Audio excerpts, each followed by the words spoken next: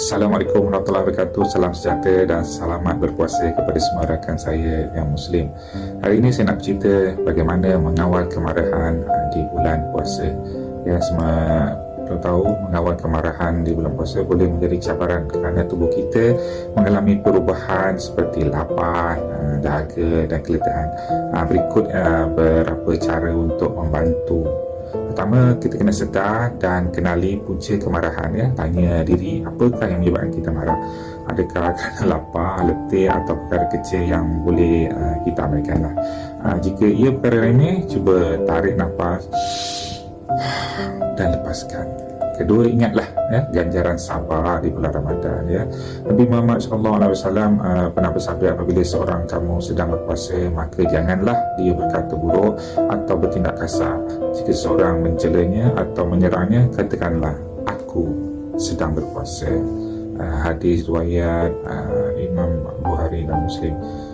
Seterusnya, setiap kali terasa hendak marah, ingat pada puasa akan berkurangan jika kita tidak kawal emosi.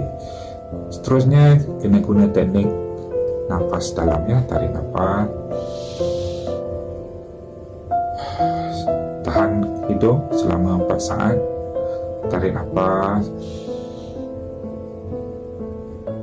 4 saat, hembus perlahan selama mulut, hembus di mulut 6 ke 8 minit. Ulang beberapa kali hingga rasa tenang.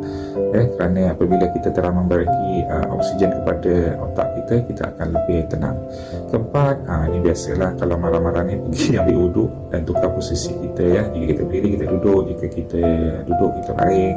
Jika masih marah, ambil wuduk, kerana air wuduk boleh menyejukkan hati yang sedang panas lah.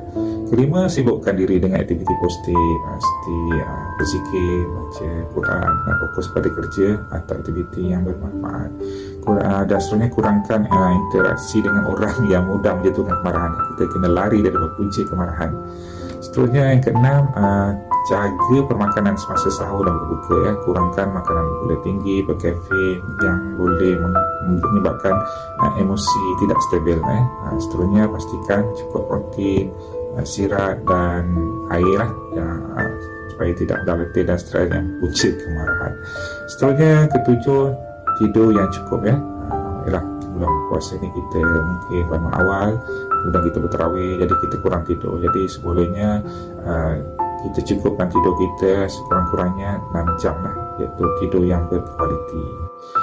Kurang tidur boleh menyebabkan juga kita marah. Seterusnya